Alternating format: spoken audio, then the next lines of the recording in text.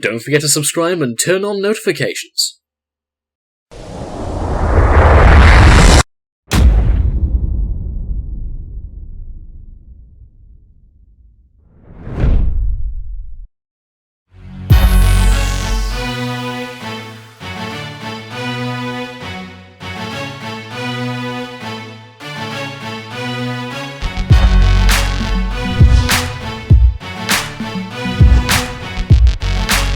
Number 5. Ryback is a clone of Goldberg. WWE wrestling fans have probably already noticed this, but Ryback looks awfully similar to Goldberg, especially this new heel Ryback. It's no surprise that the WWE Universe often chant the name of Goldberg whenever Ryback comes out to wrestle. WWE tried to discourage the chant, instructing Ryback to remark that he was a much better performer than the WCW legend in media interviews. The chants may have lessened, but a lot of people still consider Ryback as being a character directly influenced by Goldberg's success.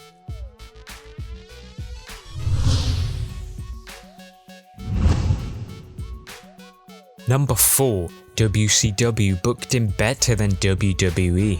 When Goldberg first entered the WWE, fans became very pleased with how he was taken so seriously after he speared The Rock, which immediately began a feud between the two. Whilst it's true that a heel turn hurt Goldberg's appeal, it cannot be ignored that WCW booked Goldberg more successfully than WWE did. The main problem was that Mr. McMahon did not know how to book Goldberg properly. In WCW, for example, Goldberg was a force to be reckoned with an undefeated streak of 173 wins. In WWE, Goldberg often looked frustrated with what his role was supposed to be with the company, as he knew his audience and what they expected of him from each of his matches.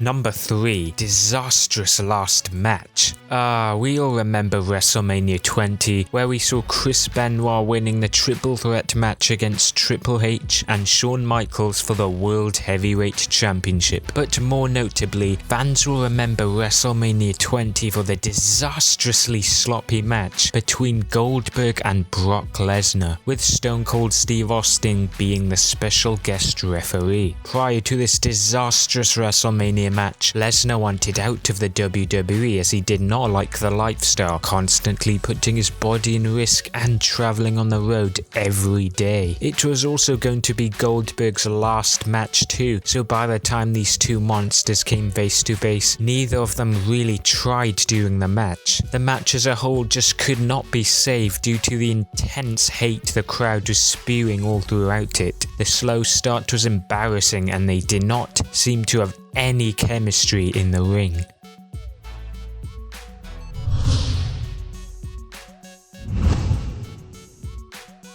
Number 2. Triple H destroyed his WWE run.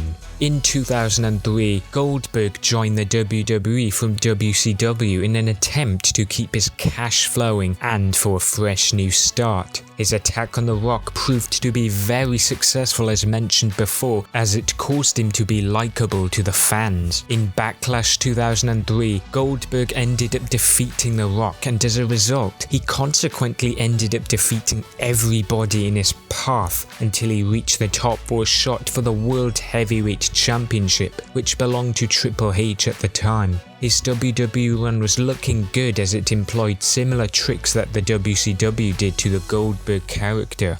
However, at SummerSlam, Goldberg was pinned by Triple H inside the Elimination Chamber. This was a setback. When he eventually did win the world title at Unforgiven, WWE officials reasoned that Goldberg wasn't cutting it to the top, thus he dropped the belt at Armageddon. At no point it was acknowledged that Goldberg's momentum was halted by Triple H at SummerSlam, when he really should have been allowed to look dominant.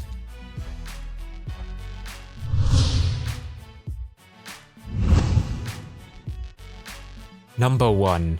Ended Bret Hart's career. By December 1999, Bret Hart was only 2 years removed from one of the most depressing moments of his career. His WWF run had ended due to the infamous Montreal Screwjob, and it seemed like he would never work for Vince McMahon again. In 1999, at WCW's Starrcade pay-per-view, Hart suffered an errant kick from Goldberg which served to end his in-ring career. Ever since a kick to the side of his head, Bret Hart was never the same again.